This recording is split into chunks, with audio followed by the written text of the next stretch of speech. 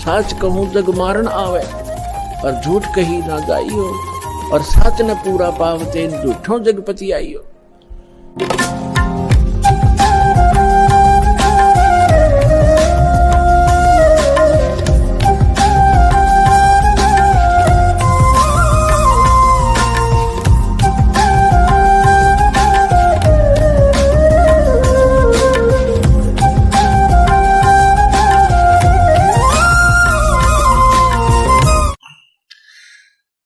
अब प्रश्न चल रहा है कि तीन भगवानों का न्यारा न्यारा निर्णय, तीन प्रभुओं का। ब्रह्म ये क्षर पुरुष है, जी किस ब्रह्मांड का मालिक है, और इस एक ब्रह्मांड में ब्रह्मा विष्णु महेश केवल एक एक विभाग के प्रभु हैं, ये भी भगवान है। अब यहां थोड़ी सी परिभाषा आपको प्रभु की बताना चाहता हूं कि प्रभु किसे कहते हैं। प्रभु माने स्वामी, मालिक। अब जैसे एक किसी भी विभाग को ले लीजिए, उसमें सभी साहब होते हैं। जैसे हौलदार साहब, पुलिस विभाग को ले लेते हैं, थानेदार साहब, डीएसपी साहब, एसपी साहब, और फिर आईजी साहब, फिर डीजी साहब, और इनसे ऊपर फिर गृह मंत्री साहब, फिर मुख्यमंत्री साहब, फिर प्रधानमंत्री साहब। यानी है तो सारे साहब, यानी स्वामी हैं, मालिक हैं, प्रभु हैं। लेकिन प्रत्येक साहब की, प्रत्येक भगवान की अपनी अपनी न्यारी न्यारी शक्तियां हैं, उनमें शक्ति मंत्र होता चला जाता है। प्रभु यानी साहब सारे हैं, लेकिन साहबों की शक्ति में बहुत अंतर है। इसी प्रकार तीन लोक के साहब यानी तीन लोक के भगवान, एक एक विभागीय मंत्री, ये मंत्री साहब, रजगुण ब्रह्मा भी भगवान, सतगुण विष्णु भी राम, और तम गुण शिव जी भी राम कहो, इसको अल्लाह कहो, खुदा कहो, गॉड कहो, रब कहो, ये भी स्वामी है। लेकिन ये इतनी ही पावर के, इतने क्षेत्र के स्वामी हैं। और इनके पिताजी 21 ब्रह्मांड के राम यानी स्वामी, प्रभु, मालिक, परब्रह्म, 7 संख ब्रह्मांड का स्वामी प्रभु राम साहब है। और पूर्ण परमात्मा, पूर्ण ब्रह्म, परम अक्षर ब्रह्म, ये असंख्य ब्रह्मांडों का यानी कुल का मालिक है, सब का मालिक है। ये भी साहब है। यानी राम तो सारे हैं, राम तो ब्रह्मा जी भी है, राम विष्णु जी भी है, राम शिव जी भी है, और राम ज्योति निरंजन भी है, यानी ब्रह्म भी है, और राम परब्रह्म भी है, और राम पूर्ण ब्रह्म भी है। राम की परिभाषा, प्रभु की परिभाषा ये है। राम सभी कहलाते हैं, प्रभु सभी कहलाते हैं, लेकिन प्रभुओं की शक्ति में दिन रात का अंतर है। इसलिए हम इस स्टेटमेंट से, इस व्याख्या से आपको पता चल गया होगा कि ये दास ना ब्रह्मा को बुरा बताता है, ना विष्णु को बुरा बताता है, ना शिव को बुरा बताता है। लेकिन ब्रह्मा को ब्रह्मा बताता हूं, विष्णु को विष्णु बताता हूं, शिव को शिव बताता हूं, ये इनकी सतीथि बताता हूं। जैसे मंत्री को मंत्री बताता हूं, मुख्यमंत्री को मुख्यमंत्री बताता हूं, प्रधानमंत्री को प्रधानमंत्री बताता हूं। आपको और हमको पहले क्या ज्ञान था कि हमारे को एक राज्य के मंत्री को प्रधानमंत्री फिट कर रखा था कि प्रधानमंत्री सिद्ध कर रखा था। वो हमारी छोरी उस एक राज्य के मंत्री को प्रधानमंत्री मानकर हम इस पर पूर्ण आश्रित थे। ब्रह्मा विष्णु महेश को हम पूर्ण परमात्मा मानते थे। ये हमारे ज्ञान की कमी थी। और भगवान इतने ही हैं जितने आज थे, पहले भी इतनी शक्ति युक्त हैं। आज हम किसी को कहते हैं ना प्रारंभ में कि भाई ब्रह्मा विष्णु महेश से ऊपर और पावर है, कोई मानने को तैयार नहीं, क्योंकि हमारे अंदर इनकी महिमा इतनी घर कर चुकी है कि हम इन तो ऊपर किसी न मानते नहीं शक्तिशाली। जैसे आज से सन 1947 से पहले जो हिंदुस्तान की जो स्थिति थी, हमारे यहाँ एजुकेशन नहीं थी, शिक्षा नहीं थी, और उस समय जनसाधारण जनता की एक इतना ज्ञान था कि गांव में कोई भी टॉप पहन का जाता ना अधिकारी, तो सब ने कहा करते गांव वाले साहब आ रहे हैं, भाई पानी वाला साहब आ रहा है, पानी वाला साहब अर्थात इरिगेशन डिपार्टमेंट का साहब आ रहा है। अब हमने खुद, मुझे भी जब तक मैं इस दास ने इसी बात से प्रेरित होकर ये जूनियर इंजीनियर का डिप्लोमा किया था कि हम इतने बैकवर्ड इलाके में रहते थे, गोहाना तहसील, कि हमें ये नहीं मालूम था यो नहर के जो ऊपर अफसर आते हैं ये कौन कौन कैसे होते हैं। हम तो जो भी टोप पहन का जाता गाँव वाले ने सांप आ रहा है, सांप आ रहा है, पानी वाला सांप आ रहा है। तो ये नहीं पता था कौन सांप है, उसकी कितनी पावर है। और दास का जो किसान परिवार में जन्म था, कभी कभी गाय भैंस चराने के लिए पाली भी जाते थे। गांव में हमारे में फ्लड बहुत आती थी, इसलिए तो वर्षा के दिनों में केवल नहर ही ऐसा स्थान होता था जहां पर पशु चराए जाते थे। नहरों पर पशु चराना तो नहर विभाग वालों को मान्य नहीं, वो नहीं चराने देते थे, उनके चालान काट देते थे, पकड़ कर थाने में मतलब ले जाते थे, चालान काट डरा देते थे। तो हम भाग जाते थे, आ जाता ना कोई टोप पहन के। तो हम पाली थे, बालक थे, छोटे छोटे, स्कूल में जाते थे, बीच में छुट्टियों में पालियों के पाली अन्य भी होते थे जो नौकर रखे होते थे हमारे घर वालों ने, उसके साथ साथ फिर हमारे को भी भेज देते थे, क्योंकि उसमें एक सीमित स्थान पर पशु चराने होते थे नहर के आसपास।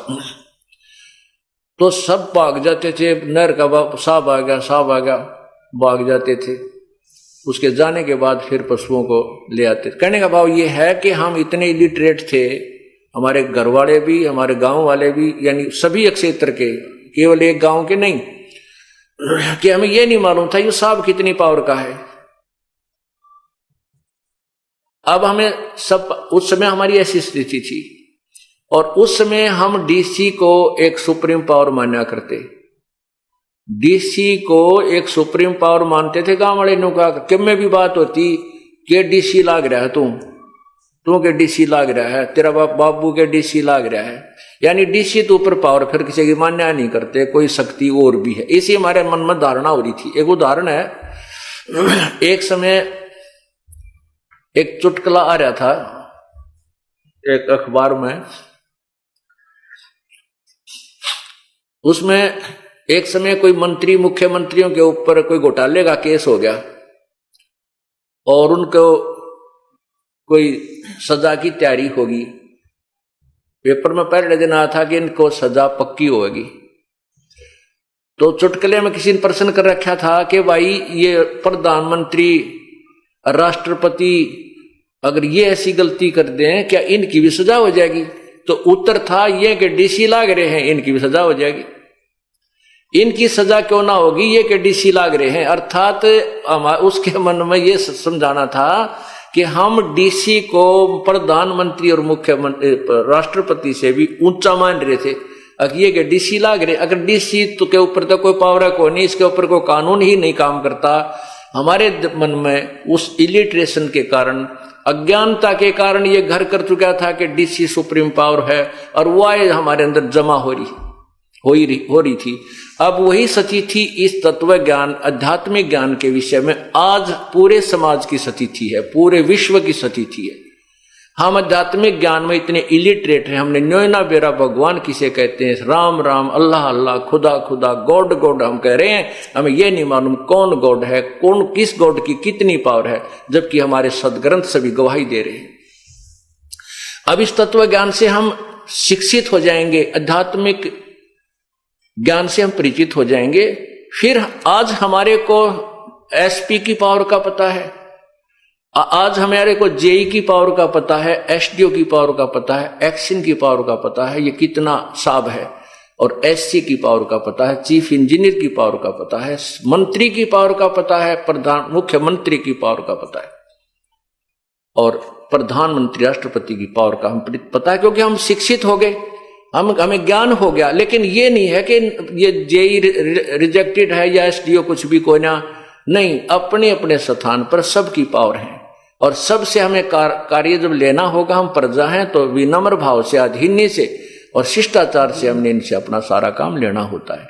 इसी प्रकार ब्रह्मा विष्णु महेश एक अंग हैं, अधिकारी हैं, हम इनसे बाहर नहीं हो सकते, लेकिन हम इनको सुप्रीम पावर मानकर स्थित थे, ये हमारे ज्ञान की कमी थी। हम उस ज्ञान को उठा रहे हैं, आपको निर्णायक ज्ञान दे रहे हैं, ये भगवान इतने हैं, इतना लाभ ये जरूर देंगे, और वो लाभ इन्हीं से मिलेगा और दे भी नहीं सकते। इस प्रकार हमने पूर्ण परमात्मा की शरण में जाने का क्यों संकेत दिया जाता है कि पूर्ण परमात्मा और इन भगवानों में ब्रह्मा विष्णु महेश, ब्रह्म पर ब्रह्म इतना अंतर है कि ये केवल किए कर्म का फल दे सकते हैं। ब्रह्मा विष्णु महेश आपको वही देंगे जो आपके प्रारब्ध में निर्धारित है, और इसमें कोई बाधा करता है, आपको प्रारब्ध देने में कोई बाधा करता है, कोई प्रेत पितर छोटा मोटा, तो उसको उससे ये आपको उस कर्म को जो आपका संस्कार वश है वो देंगे, दिला देंगे। जैसे कंस, केसी, चाणूर आदि जो प्रारब्ध में बाधा कर रहे थे, भगवान कृष्ण को तंग करना चाहते थे, तो उनको उन्होंने समाप्त कर दिया। लेकिन समय आने पर भगवान श्री कृष्ण भी स्वयं अपनी जान नहीं बचा सके, एक शिकारी ने उनके पैर में तीर मार दिया और वो भी मृत्यु को प्राप्त हुई। वो प्रारब्ध में जो किए कर्म के अनुसार उन्हें भोगना पड़ा। तो ये भगवान अपने किए हुए प्रारब्ध जो कर्म है उसको घटा बढ़ा नहीं सकते, उतना ही दे सकते जितना आपके भाग्य में। जैसे फॉर एग्जाम्पल एक, क्योंकि प्रारंभ में जब ये ज्ञान कोई सुनता है तो एकदम स्ट्राइक करता है उसका दिमाग, तो वो कहता है कि क्या ब्रह्मा विष्णु में इसमें शक्ति को ना, ये भी तो भगवान विष्णु भी तो पावरफुल हैं, शक्तिशाली हैं। उन्होंने मोरध्वज के बेटे ताम्रध्वज को आरे से चिरवा कर जीवित कर दिया, उन्होंने उसका जीवन दान दे दिया। आप कैसे कहते हो कि भगवान श्री कृष्ण यानी विष्णु हमारे संस्कार को टाल नहीं सकते, मुर्दे को जीवित कर दिया। देखो जितनी जिसमें पावर है उतनी है, ये कभी आपने नकारा नहीं किया। जैसे भगवान श्री कृष्ण अर्थात विष्णु जी ने राजा मोरध्वज के पुत्र ताम्रध्वज को आरे से चिरवा कर जीवित कर दिया, लेकिन अपने सगे भाणजे सुभद्रा पुत्र अभिमन्यु को भगवान श्री कृष्ण जीवित नहीं कर सके, जबकि पांडवों का कुलनाश हो रहा था और कोई संतान भी नहीं थी। ऐसा क्यों?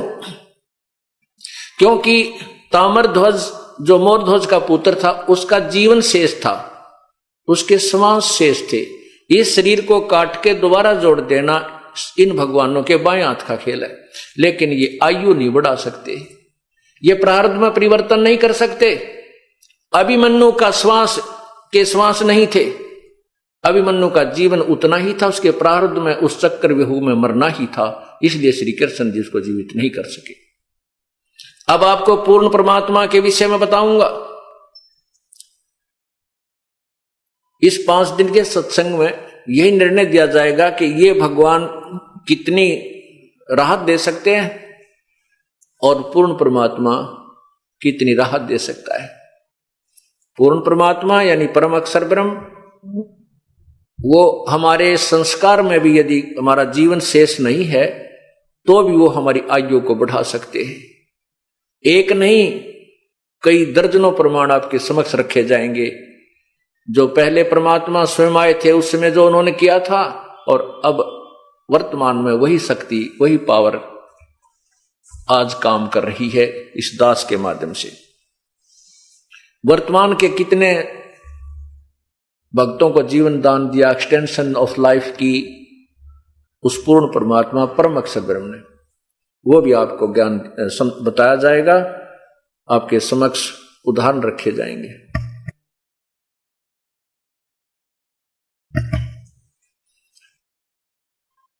अब प्रसंग चल रहा है कि परमात्मा कौन है, कैसा है, उसकी सचिथि क्या है। अब आप समझ गए कि परमात्मा राम कहो चाहे अल्लाह कहो, गॉड कहो, प्रभु कहो, उसको खुदा कहो, ये एक शक्ति बोधक शब्द है। और ये सभी राम हैं, जिसमें जितनी पावर है वो उतने ही भगवान हैं। अब पवित्र गीता जी के अध्याय नंबर 15 मंत्र नंबर 17 में कहा है कि उत्तम पुरुष तु अन्य परमात्मा इति उदाहरते, जिसको भगवान कहा जा सकता। वास्तव में जो परमात्मा वो उत्तम पुरुष यानी श्रेष्ठ परमात्मा भगवान तो कोई और ही है, वही परमात्मा कहलाता है। अब सतलोक के अंदर उस परमात्मा का अपना साम्राज्य है। वहां जाने के बाद आपको वो सुविधाएं जो यहां नहीं है, उन सुविधाओं की हम तुलना भी नहीं कर सकते। वहां पर ऐसे आहार खाने को आपको मिलेंगे एक तत्व से बने हुए, नूरी तत्व से। जैसे यहाँ तो सब 5 तत्व से है, आम है, सेब है, संतरा है, काजू है, किशमिश है, हमारा शरीर है, पशु है, पक्षी है, ये सभी 5 तत्व से बना हुआ आहार हमें मिलता है और 5 तत्व का शरीर है। इसमें मिट्टी, हवा, अग्नि, पृथ्वी आदि ये 5 मिलाकर के आकाश, ये कितनी व्यवस्था किस ढंग से यहाँ की गई है हम इसमें देख भी नहीं पा रहे हैं। मिट्टी कहाँ है, इसमें वायु किस है, पानी कहाँ है। इसी प्रकार नूर एक तत्व है, उस एक तत्व से एक तेज से हमारे को वहां शरीर भी मिलेगा और उसी नूरी एक तत्व के वहां पर सब आहार मिलेंगे। यहां से सुंदर सेब संतरे होंगे, काजू किशमिश और मीठा आहार होगा। वहां अमृत शब्द हमने सुना है। अमृत यानी अति स्वादिष्ट पेय पदार्थ, अति स्वादिष्ट आहार, उसको अमृत कहते हैं। अमृत जैसा मीठा है। तो वो तो टेस्ट भी नहीं है यहां पर। देखो मीठा तो आम तकरीबन सारे होते हैं, लेकिन उनमें भी छांटा जाता है कि लंगड़ा घना मीठा है, कि देसौरी घना मीठा है, यानी उनमें स्वादिष्ट तामा अंतर आता है। इसी प्रकार पूर्ण परमात्मा के लोक में वो यथार्थ आहार हमें प्राप्त होंगे। वहां वो परमात्मा है, वो हमें सुख ही सुख देता है, हमें भोग्य पदार्थ देता है, भगवान कहलाता है। जो हमें खाने के पदार्थ यानी भोग पदार्थ प्रदान करवाए उसको भगवान कहते हैं। तो वो परमात्मा सतलोक में हमें केवल सुख ही सुख देता है, हमें सारी सुविधा देता है। ना बेटा मारे, ना बेटी मारे, ना किसी का कोई घर छूटे, ना फ्लड आवे, वो पूर्ण सुख ही सुख देता है, सभी सुविधाएं देता है।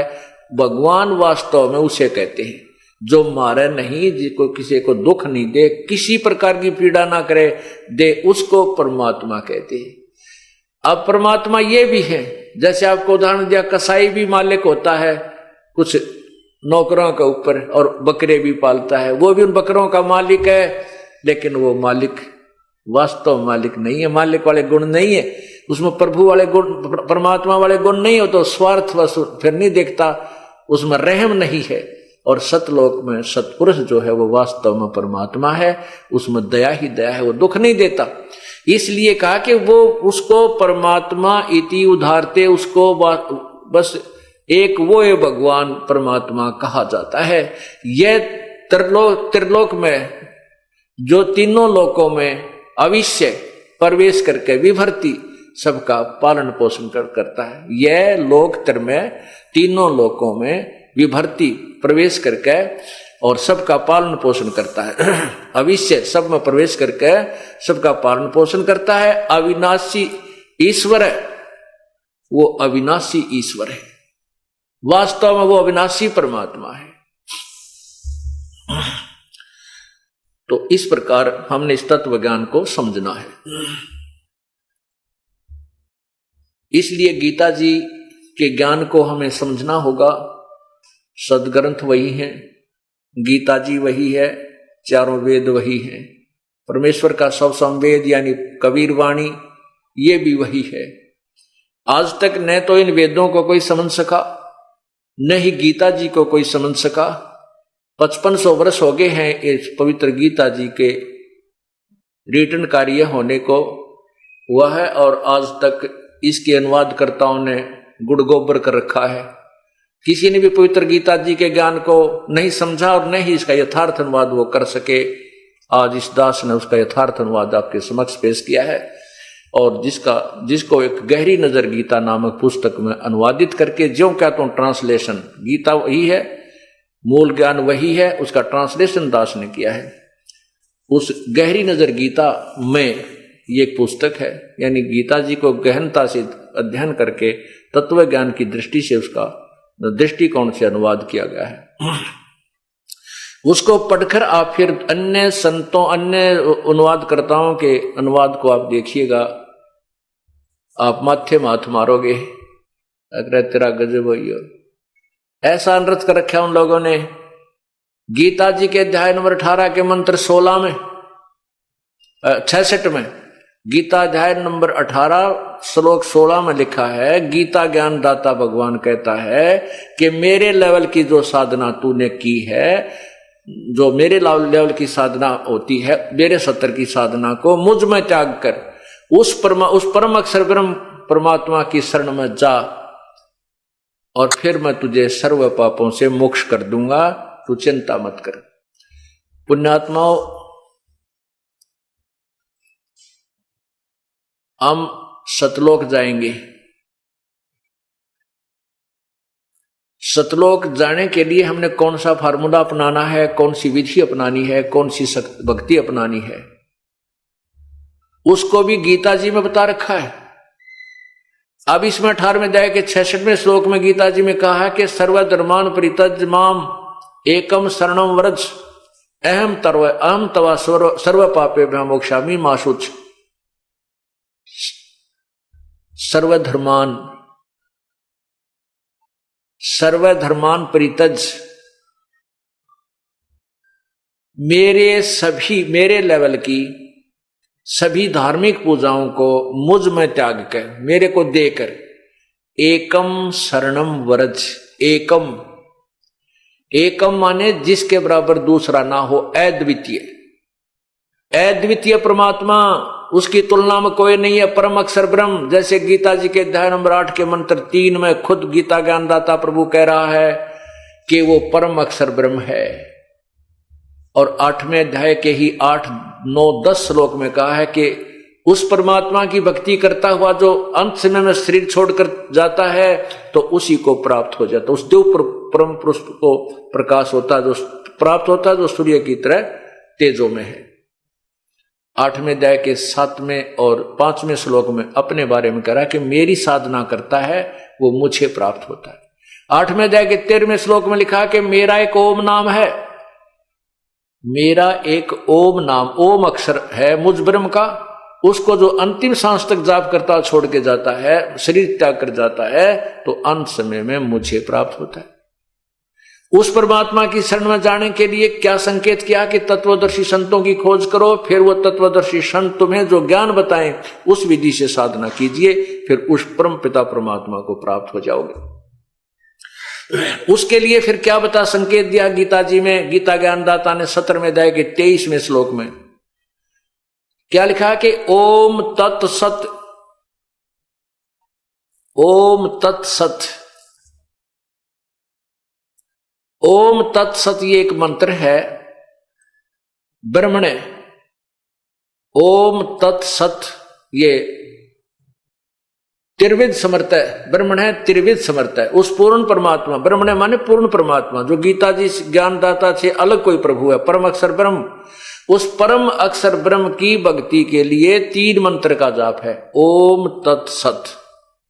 ओम तो अपना बता दिया 8वें अध्याय के 13वें श्लोक में कि मेरा मुझ ब्रह्म का तो केवल एक ओम मंत्र है, जो गीता ज्ञानदाता कह रहा है, उसका अंतिम सांस तक जाप करेगा तो मुझे प्राप्त होगा। उस परमात्मा के पाने का ये 3 मंत्र का जाप है, ओम तत्सत। ओम ब्रह्म का है और तत् ये परब्रह्म का, तत् सांकेतिक है, ये तत् नहीं, सत पूर्ण ब्रह्म का है, परम अक्षर ब्रह्म का। ये तत् और सत गीता जी में गुप्त रखे, सांकेतिक है, ये गीता ज्ञानदाता को पता नहीं। इसके लिए तो कहा कि उस तत्वदर्शी संत की खोज कर वो बताओगा तीनों मंत्रों के गुप्त रहस्य को। फिर जैसे वो उसकी उस 3 मंत्र का जाप है, और उसकी मंत्र की जाप की विधि भी 3 प्रकार की है। ओम तत्सत इति ब्रह्मणे त्रिवद समर्थ है। ओम तत्सत जो है ये 3 मंत्र का जाप है, और ये पूर्ण परमात्मा का इसकी 3 प्रकार की विधि सिमरण करने की है। जैसे ये दास आपको बताता है, सतनाम में 2 मंत्र होते हैं, एक ओम होता है, एक तत् गुप्त है। उस 2 अक्षर के मंत्र से एक सतनाम बनता है। ये कई पंथ हमने देखे हैं, वो कहते हैं सतनाम सतनाम ऐसे जाप कर लो, 5 नाम देते हैं, उन 5 नामों में एक सतनाम भी दे रखा है, सतनाम सतनाम करने का। ये सतनाम जाप नहीं है, वो सतनाम 2 अक्षर का मंत्र है, ओम और तत्। तत् एक सांकेतिक शब्द अक्षर है, वो दास बताएगा केवल उपदेशी को। तो उस 2 अक्षर के मंत्र को सतनाम कहते हैं। और तीसरा मंत्र और है, वो सार नाम कहलाता है, वो पूर्ण परमात्मा की प्राप्ति का है।